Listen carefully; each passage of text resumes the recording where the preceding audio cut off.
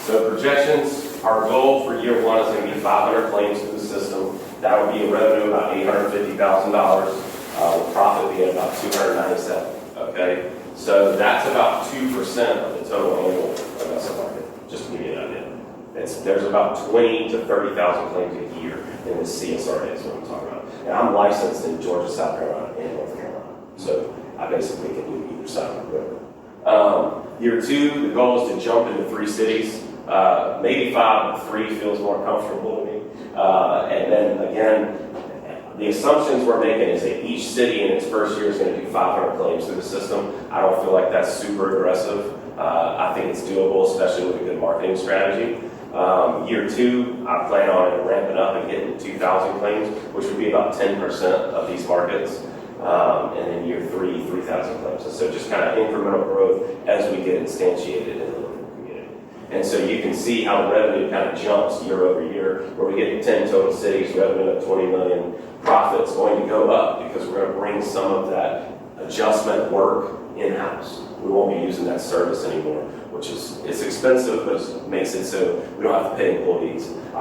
Every time we plant a new city, it can be a single public adjuster. That's the only employee we need because we've got that back-end system built out. And we're still profitable. So it makes it nice, comfortable, easy. As it grows, then we can pull things into the system and do it in-house. Okay, I already went over this, established the 24th. We've got about 11 clients, 12, because I just got another one yesterday. We're adding about 2 per week with no marketing. Accounts receivable right now is about $25,000. The cash flow cycle is about 30 days. We'll probably plan on it being 60 just because that would be comfortable and that would keep us from overextending. Just because some of these things, let me explain this and then I'll wrap it up. The insurance company on a $10,000 claim, they're not going to want to go to arbitration, mediation, and litigation. As a public adjuster, I can take them to court. Okay? That's the power I kind of have to balance out between the residential property owner and the insurance company. Over $2,000 to $4,000, they don't want to go to court.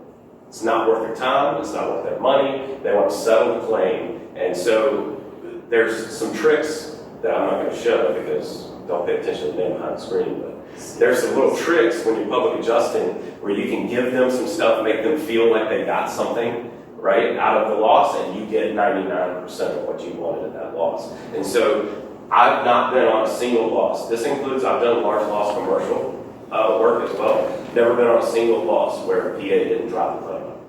0%. And it's mostly because the adjusters, the insurance adjusters, just aren't trained well. They just they come out, they hit 65, 75% of what's needed in that estimate, and they miss all kind of like the construction norms, labor materials, cleaning, preparation, staging materials, all this kind of different stuff. And so that's where the PA comes in. Questions? So what's wrong with the current system? As far as insurance adjusters? Yes. So the best way to describe it is they are paid, trained, and employed by the insurance company. Even if they're an independent adjuster who works for a third party, they're still paid and trained by these guys. So you got to imagine an insurance company's profitability is based on what they pay out in claims versus the revenue they bring in premiums. And most people don't know this, but insurance companies are actually profitable on investing. It's actually not premiums, it's investing in the premiums that makes them profitable. And so they want to suppress the claims as much as they can, and they're not going to say that because that's bad faith, right? Bad faith. But good faith is not, they can get away with good faith if the insurance adjuster is ignorant.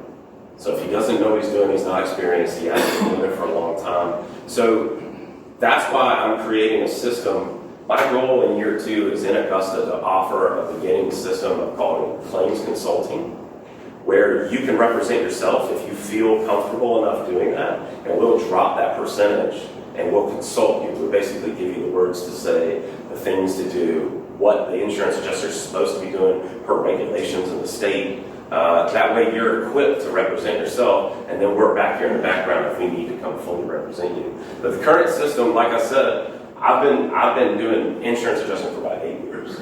I was on the other side. I worked for State Farm. I've estimated for USAA, and then I've worked for restoration companies, and now public adjusting companies.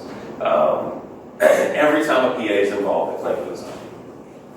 I've never seen a single one not where a claim. Now, some of them may be minor adjustments, because there's at least 15 to 25% of these insurance adjusters who are experienced, know what they're doing, they care enough.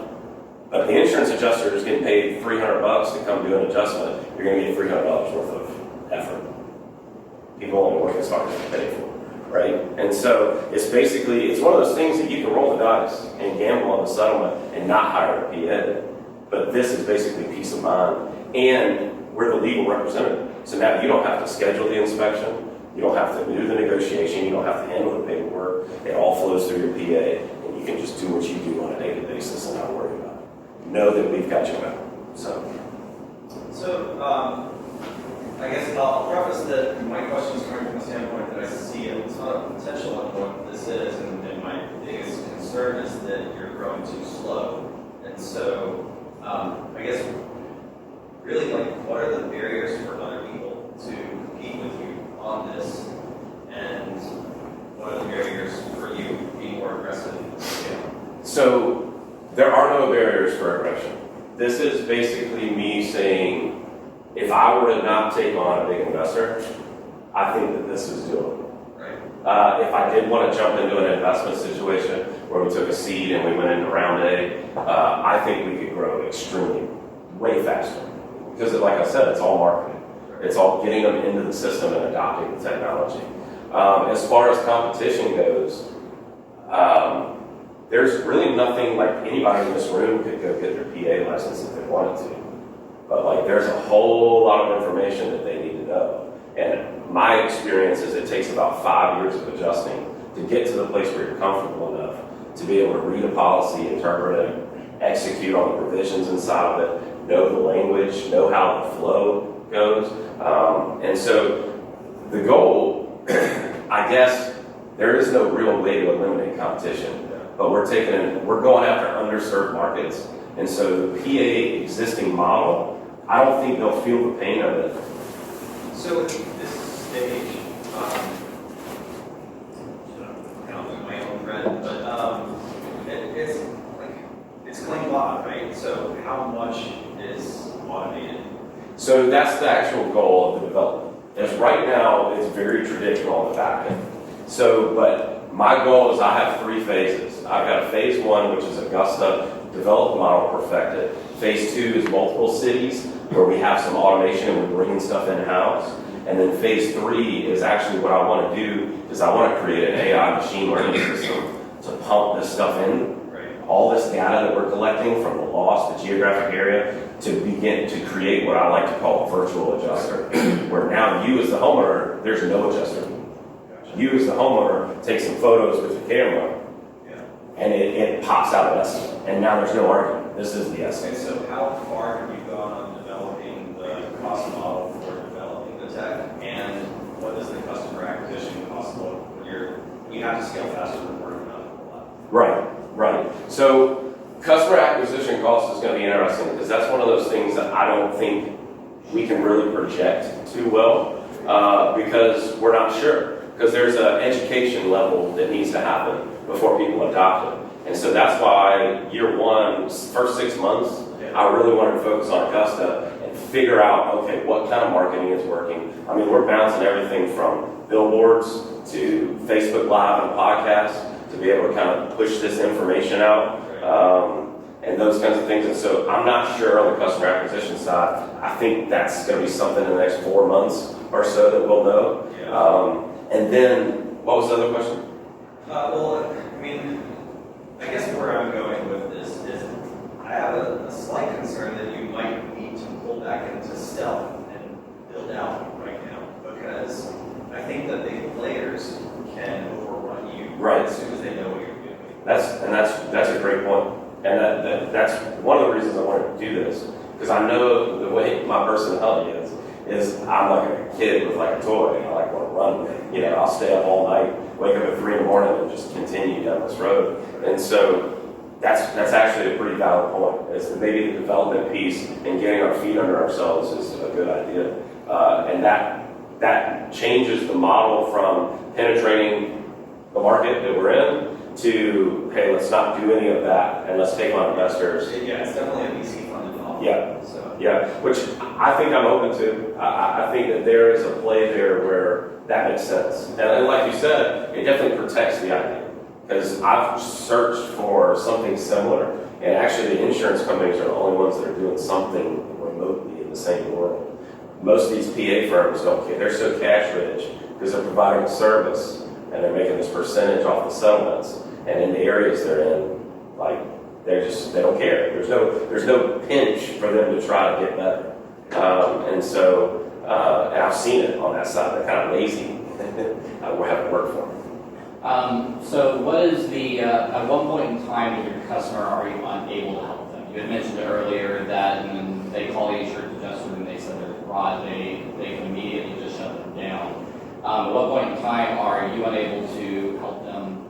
Once you get to a point, and I guess on top of that too, do you have plans in place for when you do have customers coming in trying to press that one button, they might have already made that claim?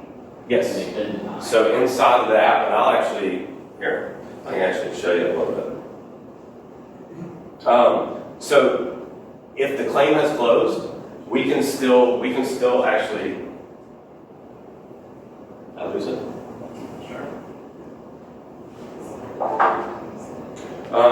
If the claim's closed, we can reopen it. Okay. And then there's always an argument like, hey, this is a homeowner. He's not a claims professional. He said rot, he didn't mean rot. This is what's actually going on. There was a storm event. This is what happened. We already have an MVP. We went down this no-code road where we can create stuff without coding. And so we've already kind of got an MVP. I've got it on my phone. We're still working some of the kinks out. But it's basically very, and you can see it says, hello, Laura. That's my lovely wife right there. And so this is her app right there. But you can see where we have emergency claims. So like if it's 2 in the morning and the roof blows off your house, you can come in and make an emergency claim. You'll get connected to a 24/7 restoration service. It's one of those things, a single click. You enter a description, upload a photo, they can respond. And then as soon as you do that, the PA gets alerted. And they're already filing the claim that next day. So this whole process is sped up, basically helping you get closer to a settlement. But in here, if they've already done a claim, they'll have my claims. And so they can go back, if a claim got closed or whatever, they can go back into their claims, reopen it back up, tell us what's going on. And so they're basically back in the app doing the same thing. Yeah. So any kind of problems. So you opened recently, so I want to applaud you for that. But with that being said, have you been able to beta test really this app? And Just with a few people. Just a handful of folks, mostly me and some people that are real close to me, because kind of like he said, I was kind of protecting the idea a little bit. And so, I mean, it's fully functional. So we basically, we have a whole no-code automation system set up in the back end, where it goes through Airtable, Trello, and all these. And so we basically have cards, and we've got all the things kind of automated on the back end. so with that being said, what are you finding that you need from the community, from Augusta specifically as a starting point to help you get this off the ground? Well, I think, this was one of the things I wanted to start with so people would kind of ping me a little bit and I'd kind of press me on some of the assumptions and the idea. And like he said, he's got my wheels turning now about maybe drawing back into stealth mode, taking on some VC funding, especially on the AI side, because if we can go down that road, the value of this thing, it hockey sticks big time. So it goes exponentially up. And Well, you've definitely got some thinking to do. I'm going to wrap you up.